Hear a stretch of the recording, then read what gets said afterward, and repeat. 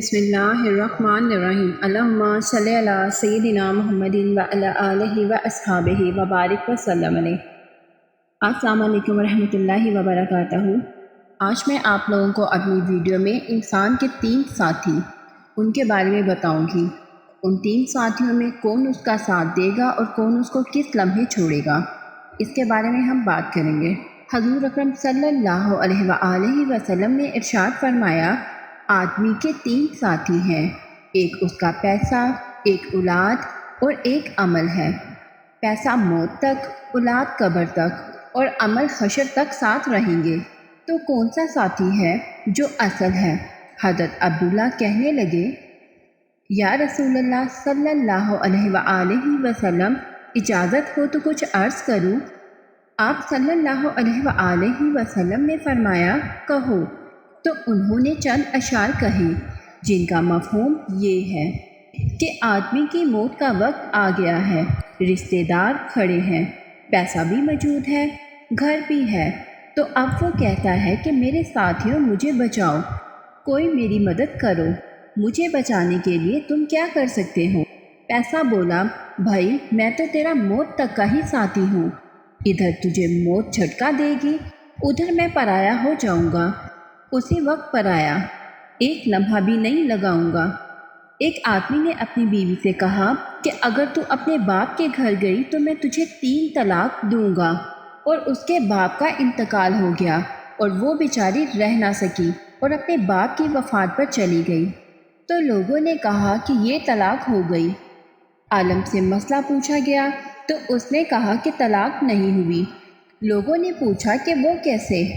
عالم نے کہا کہ باپ کے مرتے ہی گھر بھائیوں کا ہو گیا، باپ کی ملکیت ختم تو طلاق کی شرط تو باپ کے گھر کے ساتھ ہی تھی، اور ابھی باپ کی چارپائی بھی گھر سے نہیں نکلی تو گھر، اولاد اور باقی رشتہ داروں کا ہو گیا۔ یہ دنیا ایسی بے ثبات ہے اور اتنا ہی بے وفا مال کہ اس پر ہم سب کس طرح اپنی طاقت اور اپنی عقل کو کھپا رہے ہیں اور اس کے پیچھے بھاگتے جا رہے ہیں کہ ہمیں اپنی آخرت کی ہوش ہی نہیں۔ اچھے بھلے عقل مند ہو کر کتنے بے وقوف بن گئے، اور مٹ جانے والی چیز کے لیے، اس فانی دنیا کے لیے ہم کتنی محنت کر رہے ہیں۔ عالم کہہ رہا ہے کہ مرتے ہی پرایا ہو گیا۔ وہ آدمی کہنے لگا کہ تو بڑا بے وفا نکلا۔ بیٹوں سے بولا کہ تم بولو کہ تم کیا کر سکتے ہو؟ وہ بولے، ہم تو آپ کے لیے بڑی محنت کریں گے اور آپ سے بہت ہی محبت کریں گے، آپ کو ہسپتال لے کر جائیں گے، علاج کرائیں گے، پیسہ خرچ کریں گے، لیکن جب موت آئے گی تو آپ کی جگہ ہم نہیں مر سکتے۔ ہاں ایک کام کر سکتے ہیں، آپ کے لیے روئیں گے، جو تعزیت کے لیے آئے گا آپ کی تعریف کریں گے کہ ہمارا باپ بڑا اچھا تھا، آپ کا جنازہ لے کر چلیں گے۔ وہ بولا، کدھر؟ کہا کہ اس گھر جہاں آپ جانا نہیں چاہتے، اور ہم آپ کو زبردستی لے کر جائیں گے۔ پھر کیا ہوگا؟ پھر ہم واپس آ جائیں گے، کیونکہ ہمیں اور بھی بہت کام ہوں گے اور ہم وہاں پر تو نہیں رہ سکتے نا۔ پھر ایک دن ایسا آئے گا آپ یوں بھلا دیے جائیں گے جیسے آپ کبھی اس گھر میں آئے ہی نہ تھے، کبھی ہم مل بیٹھے ہی نہ تھے، آپ کی یاد ہی بھول جائے گی، اور وہ آدمی یوں بھلا دیا جائے گا جیسے نہ کبھی دنیا میں آیا تھا، نہ کبھی مل بیٹھا تھا۔ تو پھر اس دنیا کی خاطر اپنی آخرت خراب کرنا بڑی نادانی ہے۔ اب عمل بولا، میں ایسا نہیں ہوں کہ پیچھے ہٹ جاؤں گا، بلکہ جب آپ کو موت جھٹکا دے گی تو میں مزید ساتھ ہو جاؤں گا اور آپ کے بہت قریب رہوں گا، تاکہ آپ کی تکلیف کو میں برداشت کر لوں، اور موت کے جھٹکوں کی جو تکلیف ہوگی اس کو میں روکوں گا، اور آپ پر آنچ بھی نہیں آئے گی، اور میں قبر میں تیرے آنے سے پہلے پہنچ چکا ہوں گا، تیرا استقبال کروں گا، اور یہ سب تجھے چھوڑ کر چلے جائیں گے۔ جب منکر نکیر آئیں گے میں درمیان میں پھر آ جاؤں گا، میں تیری وکالت کروں گا، تیرے سوالات کا جواب صحیح صحیح دلواؤں گا، اور ہر جگہ تیرا ساتھ دوں گا، میں تجھے بالکل بھی اکیلا اور تنہا نہیں چھوڑوں گا۔ تیسری گھاٹی آخرت کی ہے، تو قیامت کے دن تیرے ترازو کے پلڑے میں خود بیٹھوں گا اور تیری نیکیوں کو جھکا دوں گا اور تجھے اللہ سے ملا دوں گا، لہٰذا مجھے نہ چھوڑنا، چاہے سب کچھ چھوڑنا پڑ جائے چھوڑ دینا، مجھے نہ چھوڑنا۔ یہ وہ نیکیاں تھیں جو آپ نے آگے بھیجی اور آگے جا کر پا لی۔ ہم لوگوں نے خود کو اس دنیا کی رونقوں میں اس قدر مصروف کر ڈالا ہے کہ ہمیں اپنی آخرت کی فکر ہی نہیں، ہمیں یاد ہی نہیں کہ یہ دنیا فانی ہے اور ہم نے ایک نہ ایک دن اس دنیا کو چھوڑ کر جانا ہے، اور ہمارے کام صرف ہمارے عمل اور ہمارے نیکیاں ہی آئیں گی۔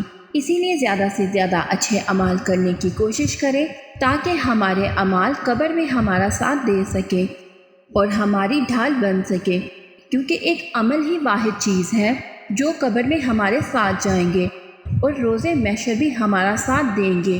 یہ ہمارے مرنے کے بعد ہر لمحہ ہمارے ساتھ رہیں گے، اور اس وقت انسان اتنا بے بس ہوتا ہے کہ وہ چاہ کر بھی کچھ نہیں کر سکتا۔ اس لیے اس وقت پچھتانے سے اچھا ہے کہ ہم ابھی سے اپنے اعمال کو بہتر بنانا شروع کر دیں۔ جو ہو گیا سو ہو گیا، لیکن اپنے آنے والی زندگی میں اپنے اعمال کو اس قدر خوبصورت بنا لیں اور اس قدر نیکیاں اکٹھی کر لیں کہ ہمیں اپنی قبر میں تنہائی محسوس نہ ہو اور ہمیں کسی قسم کا ڈر اور خوف نہ ہو، کیونکہ اگر آپ کے اعمال اچھے ہوں، اگر آپ کی جھولیاں نیکیوں سے بھری ہوئی ہوں گی تو آپ کو کسی کا خوف نہیں ہوگا۔ اگر آپ کسی کی مدد کرتے ہیں، کسی کی مشکل میں اس کے کام آتے ہیں، تو اس کی دعائیں بھی نیکیوں کی صورت میں آپ کے پلڑے میں جمع ہوتی جائیں گی۔ اللہ تعالیٰ نے انسان کو اشرف المخلوق بنایا ہے اور اس پر بہت بڑا احسان کیا ہے، اور اس کے چھوٹے سے چھوٹے عمل پر بھی اس کی بخشش رکھی ہے، لیکن ہم ہیں کہ ہم اس کو سمجھتے ہی نہیں۔ ہم اپنے آپ کو اس دنیا کی بھاگ دوڑ میں کھو چکے ہیں۔ اللہ ہم سب کو زیادہ سے زیادہ نیکیاں کرنے اور زیادہ سے زیادہ نیک اعمال کرنے اور اپنی جھولیوں کو نیکیوں سے بھرنے کی توفیق عطا فرمائے، اور ہماری نیتوں کو صاف کرے اور توفیق عطا فرمائے کہ ہم اپنے آپ کو اس راستے پر چلا سکیں، تاکہ جس دن ہم قبر میں جائیں تو ہمارے پاس ڈھیروں ایسے اعمال ہوں جس کی بدولت ہم جنت میں جا سکیں۔ آمین، اللہم آمین۔ آپ لوگوں سے التجا ہے کہ جب بھی دعا کے لیے ہاتھ اٹھائے گا تو ہم جیسے گناہ گاروں کو بھی اپنی دعاؤں میں یاد رکھے گا، کیا پتہ کس کی دعا کس کے حق میں قبول ہو جائے۔ اگر ویڈیو اچھی لگے تو اس کو شیئر و لائک ضرور کرے گا۔ اپنا بہت سارا خیال رکھیے گا۔ اللہ حافظ۔